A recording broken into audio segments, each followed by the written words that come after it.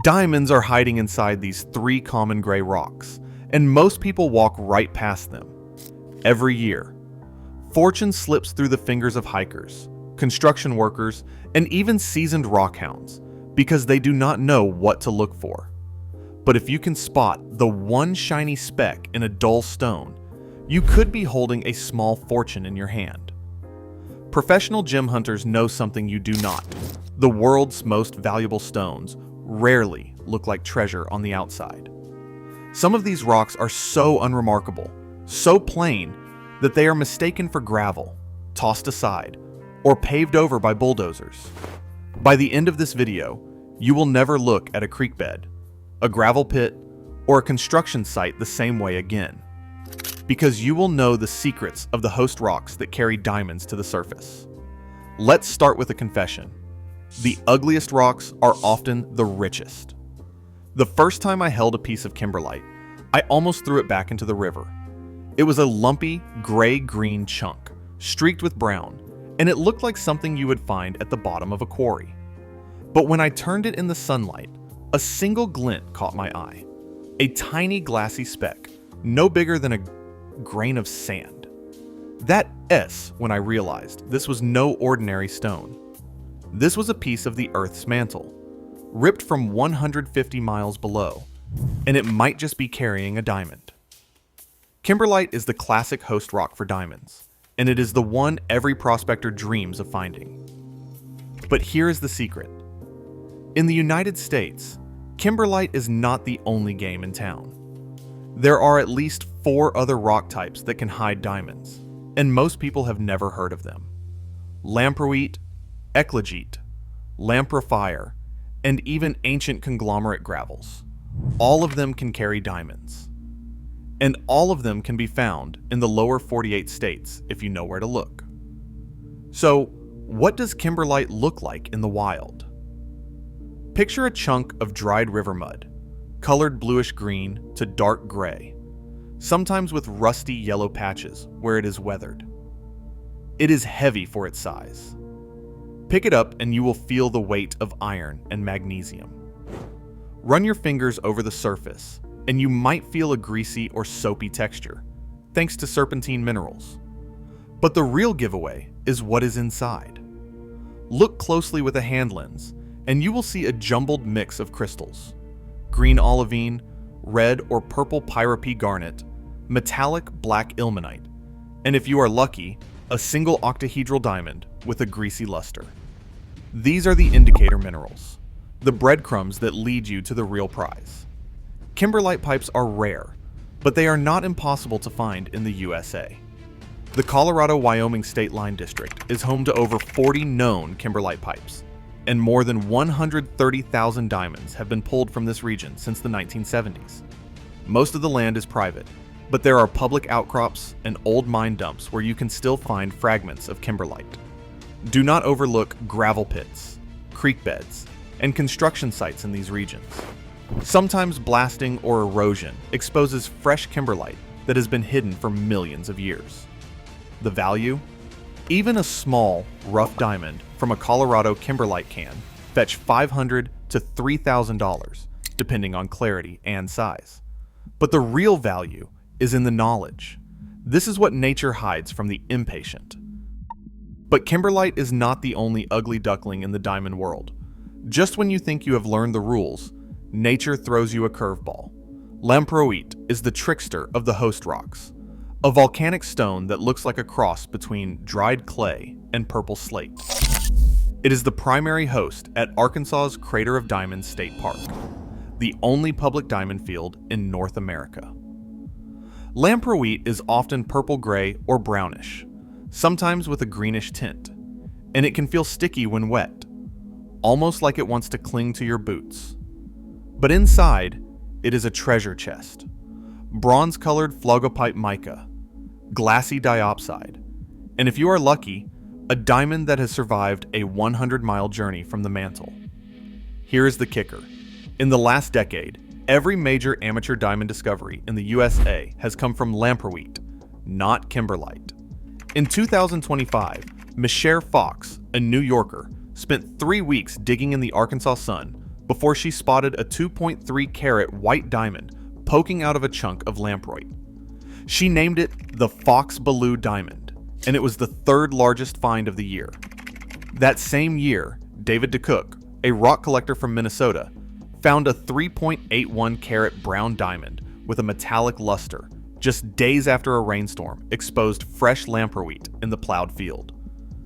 These stones were not found in deep mines or high-tech labs. They were picked up by hand in a public park by people who knew what to look for. The value? While the park does not appraise stones, similar diamonds have sold for thousands once cut and certified. This is what patience and a sharp eye can earn you. And if you think you've seen every trick in the book, wait until you meet Eclogite. This rock is the ultimate imposter, formed from ancient oceanic crust, buried deep in the mantle, and transformed by unimaginable pressure.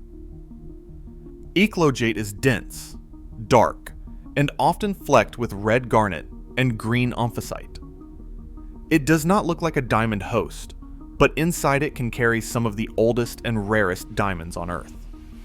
These stones are born from recycled carbon, subducted with the ocean floor, and crystallized under crushing pressure. When Kimberlite or Lamproite magma rips through the mantle, it sometimes grabs chunks of Eclogite and hauls them to the surface, diamonds included. Eclogite is not common at the surface, but in the State Line District and parts of Montana, you can find Eclogite xenoliths in old mine dumps and creek gravels. The trick is to look for rocks that are heavier than they should be, with a salt and pepper mix of red and green crystals. If you spot a shiny speck in a dull, dense stone, you might be looking at a diamond that is 3 billion years old. The market value is clear.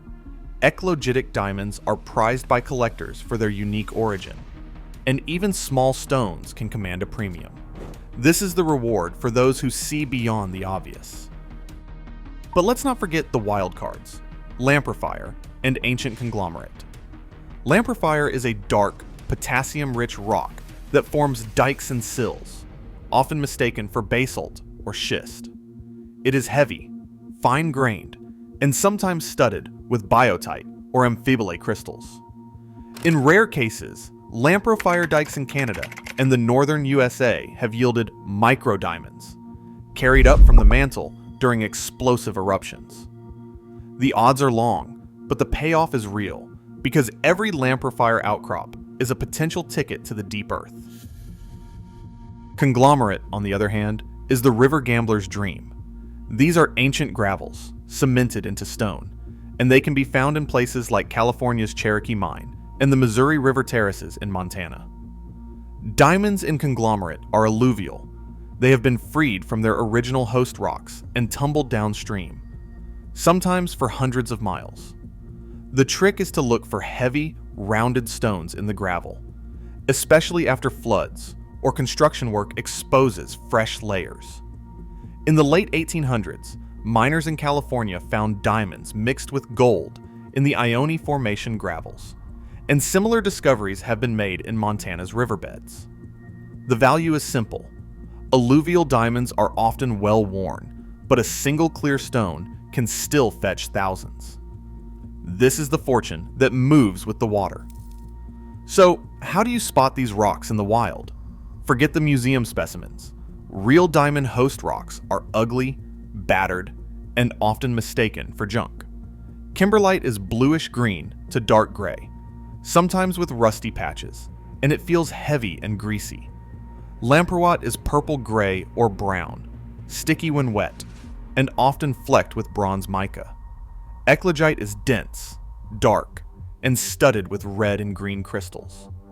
Lamprophyre is blackish, fine-grained, and heavy, while Conglomerate looks like a cemented mix of pebbles and sand. The key is to look for indicator minerals, shiny specks of mica, glassy olivine, red garnet, or, if you are lucky, a translucent octahedral diamond face. And here's the trade secret. Always carry a hand lens, a magnet, and a pocket scale. Use the lens to spot indicator minerals. Use the magnet to check for ilmenite or other magnetic grains, common in Kimberlite. Use the scale to feel the heft. Diamond host rocks are denser than ordinary stones. And never ignore a shiny speck in a dull rock. That is the universe winking at you. Before we go deeper, let me give you the most important tip of all. Subscribe for more hidden locations, field-tested protocols, and real-world discovery stories. The next fortune could be hiding in your backyard, and you do not want to miss it. Now let's get our hands dirty. Imagine you are walking a creek bed in Colorado. The rocks underfoot are a jumble of grays and browns, nothing special. But then you spot a chunk of bluish-green stone, flecked with tiny red crystals.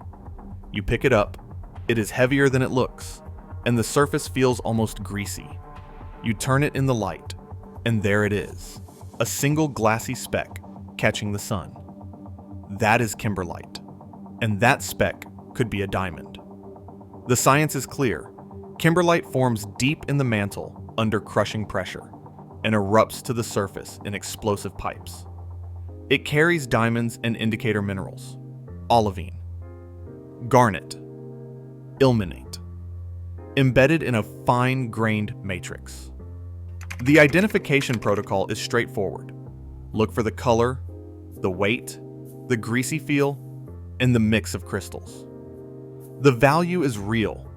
Even a small diamond from a Colorado kimberlite can change your life. This is what nature hides from the untrained eye. But just as you get comfortable with kimberlite, the ground shifts. In Arkansas, the rocks are different: purple-gray, sticky when wet, and studded with bronze mica. This is Lamproite, the host rock of the Crater of Diamonds. Every year, hundreds of diamonds are found here by amateurs, people like Michelle Fox and David DeCook, who turned a family vacation into a payday. The science again: Lamproite is a rare volcanic rock, rich in potassium and magnesium, formed by explosive eruptions that rip diamonds from the mantle and deliver them to the surface. The identification protocol is the same idea. Look for the color, the sticky texture, the mica flakes, and the heavy weight. The value: the park does not appraise stones, but similar diamonds have sold for thousands. This is what patience and persistence can uncover. And then there is Eclogite, the rock that rewrites the rules. It is dense, dark, and flecked with red and green crystals. Eclogite forms from ancient oceanic crust, subducted and transformed deep in the mantle. Diamonds in Eclogite are born from recycled carbon, and they are some of the oldest on Earth. The science: Eclogite is brought to the surface as xenoliths in kimberlite or lamproite eruptions. Identification protocol: look for the salt and pepper mix of garnet and amphicite, the heavy weight, and the occasional shiny speck. The value: eclogitic diamonds are prized for their unique origin. This is the reward for those who look deeper. But the story does not end there. Lamprophyre and Conglomerate are the wild cards. Lamprophyre is dark, fine-grained, and heavy, sometimes studded with biotite or amphibole. In rare cases, it carries micro-diamonds from the mantle. Conglomerate is a cemented mix of pebbles and sand, found in ancient riverbeds and terraces. Diamonds in Conglomerate are alluvial, tumbled, and rounded by water. In both cases, these rocks are secondary carriers: Lamprophyre through explosive eruptions, Conglomerate through erosion and transport. Identification protocol: look for the heavy weight, the mixed minerals, and the occasional shiny speck. The value: every stone is a gamble, but the payoff can be huge. This is the fortune that moves with the earth and water. Verification. Now let us talk about verification. You have found a suspect rock. What next? Start with the scratch test.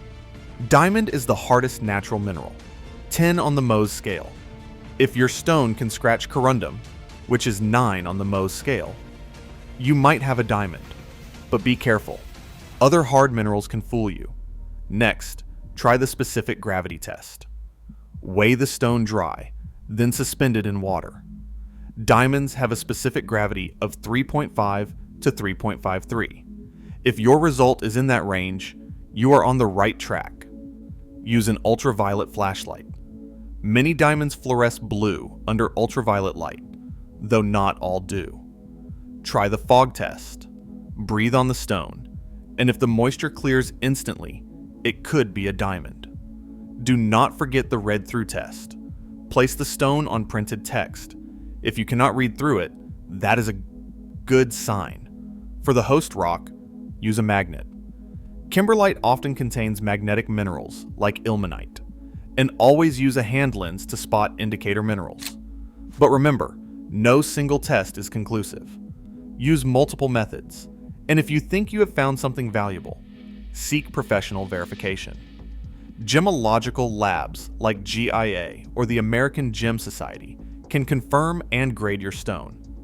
If you are ever in doubt, contact a local university geology department. They are often interested in new discoveries. Let us bring it home. The most shocking rock is not the one that looks like treasure. It is the one that looks like trash. In 2019, Miranda Hollingshead was sitting in the shade at Crater of Diamonds, taking a break from digging, when she spotted a dull yellowish stone in the dirt. It was rough, uncut, and looked like nothing special. But when she picked it up and wiped away the mud, she saw a glint, a single shiny speck. That stone turned out to be a 3.72 carat yellow diamond, the largest found at the park in years. She did not find it with fancy equipment or expert training. She found it because she knew what to look for. That is the power of knowledge. You now possess the secrets of the pros. You know how to spot the ugly rocks that hide the world's most beautiful stones. You know the science, the protocols, and the real-world stories. The difference between a doorstop and a fortune is just knowledge. So the next time you see a dull gray rock with a shiny speck, remember, nature hides its wealth in plain sight. And now, so do you.